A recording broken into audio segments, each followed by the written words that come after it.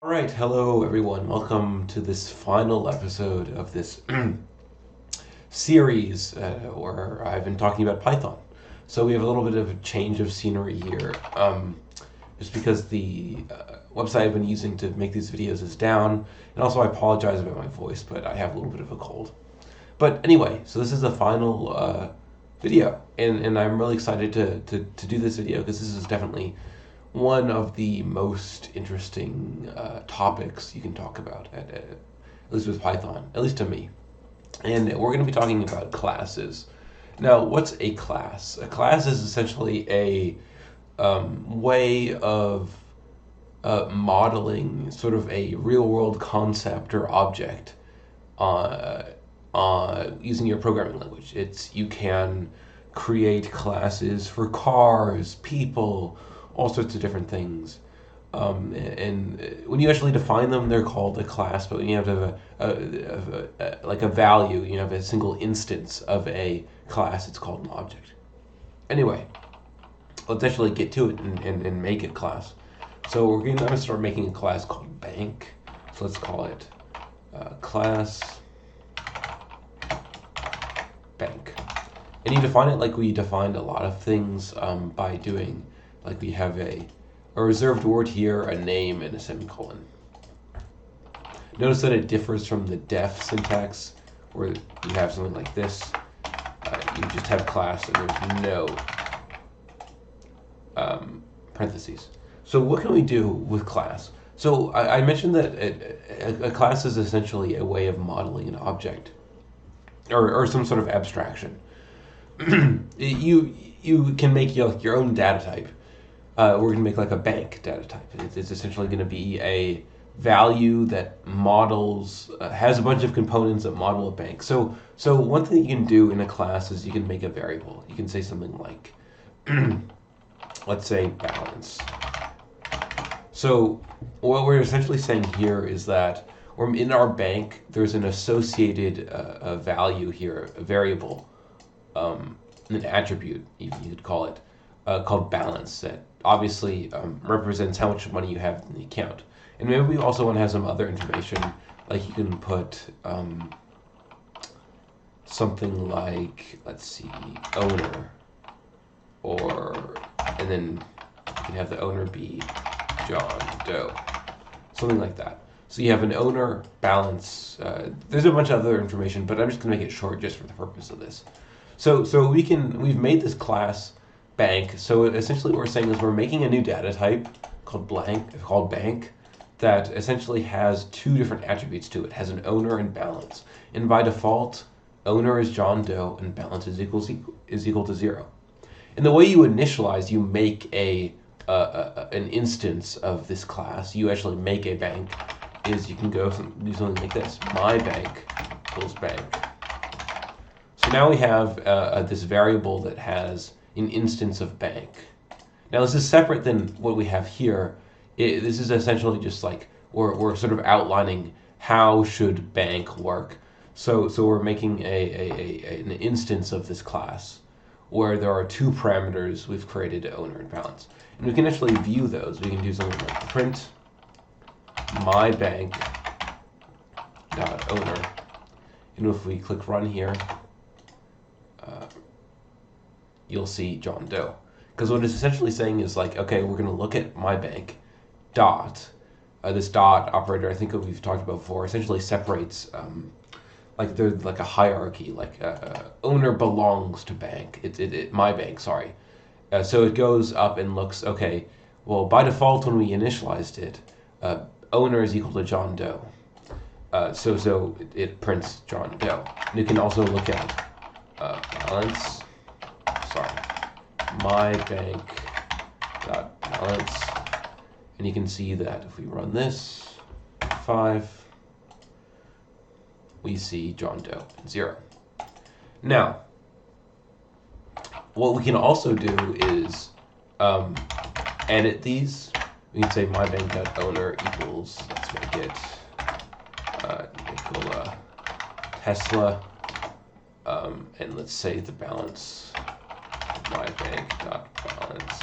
So what I'm trying to illustrate here is that these are just regular variables that essentially belong to a single value, a single bank, I should say. So we're essentially abstracting away what is really two variables into a single one that this idea of a bank sort of encompasses an owner and balance.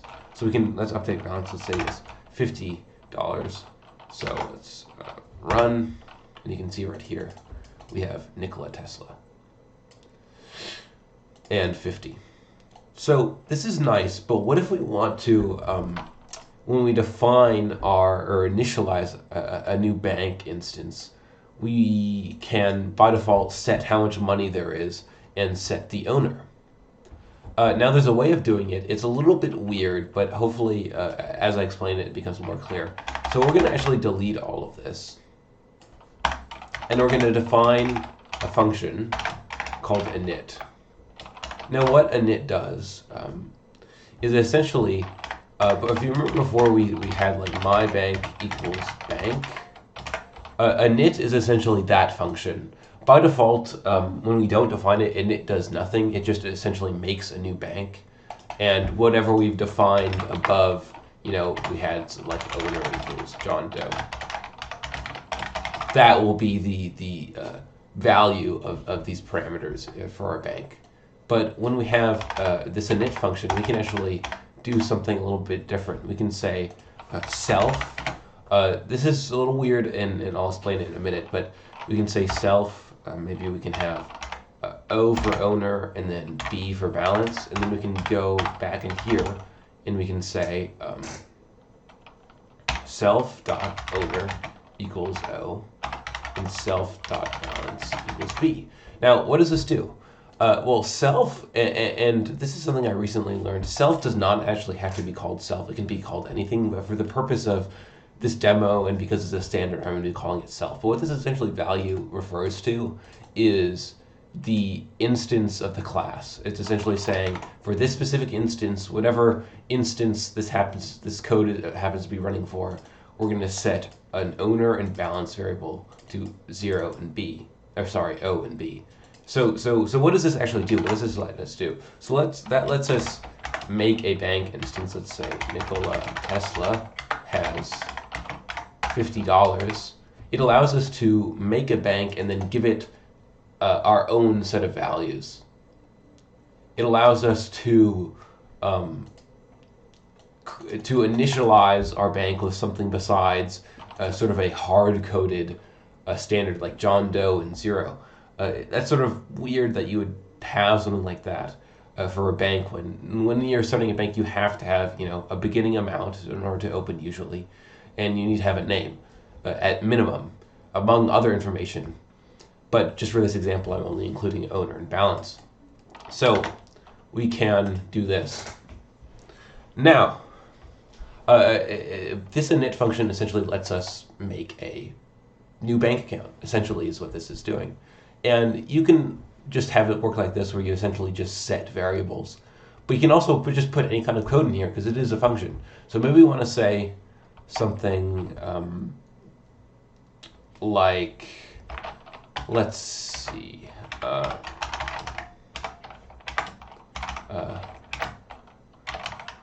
account created.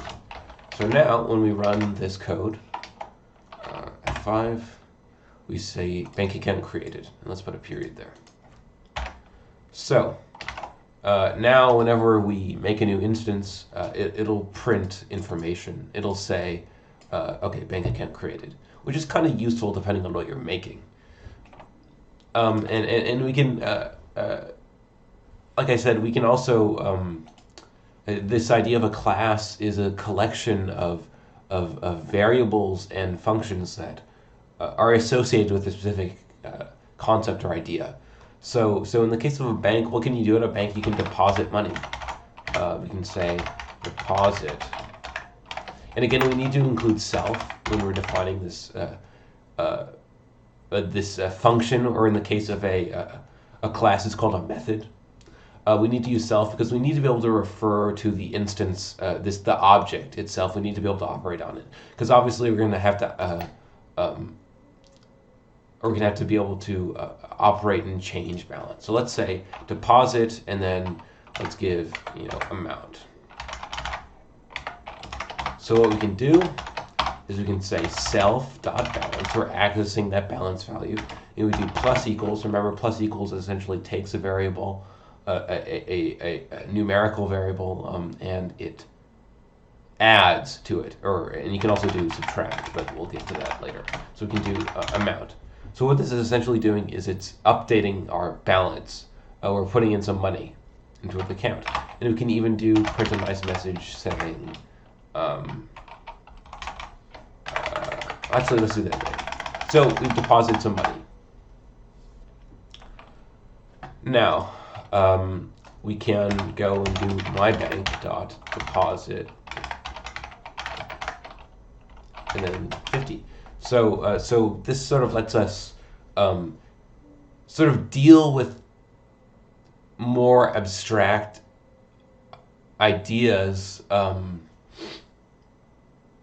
sort of in a more way. The term in a more beautiful way. The term is idiomatic. Like instead of just saying, we're taking a variable like amount plus equals 50, I guess that kind of, or balance, sorry. Instead of doing something like that, which I guess would be the same thing, we have this mybank.deposit 50. It's a lot more clear about what we're actually doing, and it's more relevant to this abstract concept of a bank. Anyway, so we've made this deposit method. Let's actually make another method that lets us display our balance. So let's say, let's do def display.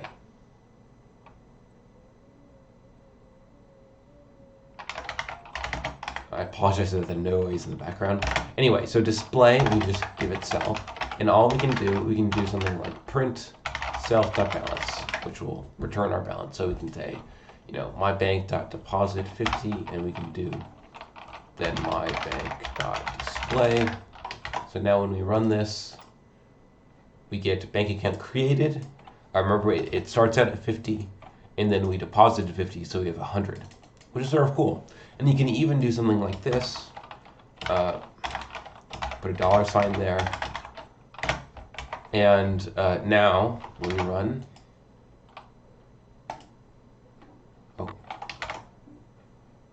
I appear to have made an error.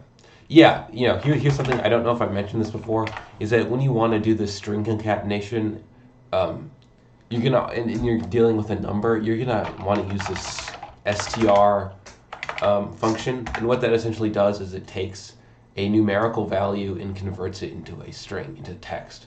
So we can do manipulations with it. So let's try that again, and there we go. Bank account created, $100. And what you can even do is something like, we can make another attribute here that's called like currency. And you can sort of change what currency you're using and such. That's for another time. It's just really basic stuff. Anyway, so we've done display.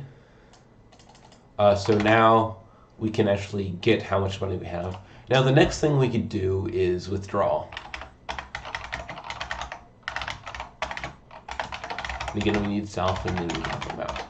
So this is going to be slightly different, because you might be tempted to go like this, amount, and sure enough, it'll work, because if we go like this, bank.withdraw, and then run module, we see, okay, we have $0, because we started out 50 and we took out 50. But the problem is that if we set this to $75, we have negative 25. Now, I guess you could consider this maybe taking out a loan. In fact, that's even something we could implement in a minute. But let's actually just make withdrawal not let you do that. Let's not let you over withdrawal. So we're going to check if amount is greater than. Actually, here, if self.balance is greater than or equal to amount, this is fine, because we can take out some of our money or all of it. This is going to be, we can do a comment here and say the amount must be greater, must be less than or equal to our balance. That's sort of a long comment there, but you get the point. Anyway, so we can do that. And otherwise, else, if that's not true, if we try to take that at 75, we can say something like maybe you don't have enough money. Something like that. Or you don't have a high enough balance to do that. So we can do that. So let's try that code again. So we created a bank account, which is this line. We tried to withdraw $75, but you don't have enough money. So that's sort of a shame.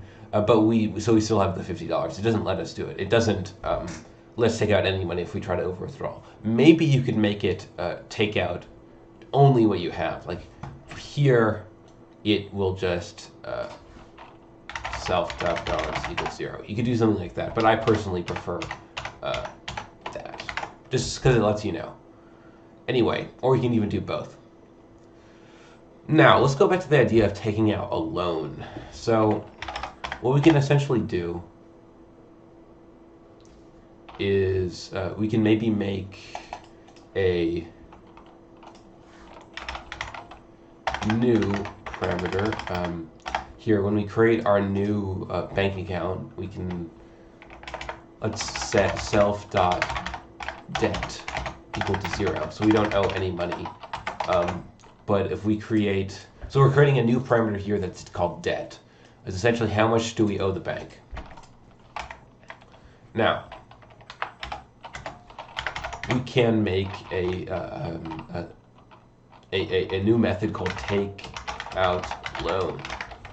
So of course, we need self, and we're going to say amount. So what we can do is we can go like this. When we take out a loan, maybe what we want to do is we're going to do self.debt plus equals amount. And then let's say we want to increase our balance by that amount. Or actually, no, let's just keep it separate. So we're going to be taking out a loan. So we increase self.debt plus amount. And then we can do something sort of similar. Let's just do taking out a loan. I'll leave it to you guys at home to make sort of a similar function to withdrawal for paying back the loan. Anyway, but what we can do here, so we've taken out a loan, is we can actually make a new method called net worth, something like that. So what this will do is it'll print, and actually I'm gonna do this, and I'm gonna show you one last thing before this video ends. So we're gonna do net worth, which is essentially where we have to do string. We can do balance self.debt. So what we're essentially doing here is we're making essentially we're saying, okay, maybe we have this money in the bank, this much money in the bank, but we actually owe a lot of money. So this is where you can get like a negative value. So let's say Nikola Tesla has $50 here, and he takes out a loan, for $75 here. So and we can do mybank.net worth. If we run that, there we go. So bank account created. We take out a loan of $75, but we have 25. So we actually have a net worth here of negative $25, because we could theoretically pay back our loan, but not the entirety of it. We'd still owe 25. So this is just sort of a use for we have all this different associated values with the bank, where you have, maybe you have this much money, you have this much debt, and you can do calculations with that. And what I was talking about here is we can actually go up here or actually below. I'm going to make a new little thing called, function called print, or get format dollars, which is going to take an amount, and it's going to return a string of, it's going to essentially return that. So instead of doing this, we can just say from dollars. So we just don't have to repeat ourselves with this. Let's from dollars. There. So now if we run this, it should. I don't know what the problem is. If we run this, oh, format. Oops, I mistyped it. Anyway, what we can do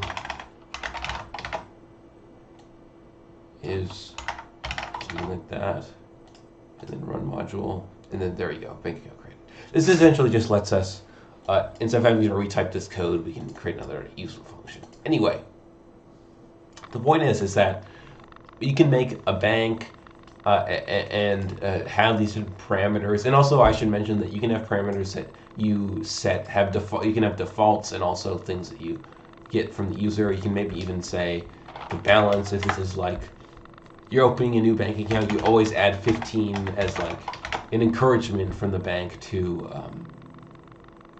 or to thank you for joining. They give you $15. Sometimes you get stuff like that. Anyway, and you can model all sorts of stuff. You can maybe make like a credit card, stuff like that.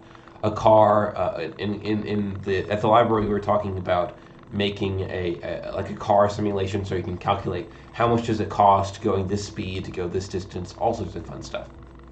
Anyway, I hope you really enjoyed this video and this whole series. This summer at the library, there's talk of maybe doing something similar to this again. So if you're interested in this, you didn't come to the in-person meetings, there's going to be something similar to those coming up soon. But I really hope you enjoyed this series and learned a lot, and that obviously you can always go back and rewatch things if you want to refresh your memory. And I encourage you to go just look online, look at different resources, look at Python documentation if you really want to learn more about the language, because I just tried to scratch the surface. Instead of ruminating on just little things, I just wanted to show you as much of what you can do with Python as quickly as possible. So you can definitely go back and just, okay, here's all the cool things I can do with control flow and functions, and here's everything, a little thing I can do with classes and stuff like that. Anyway, thank you, and until next time, bye-bye.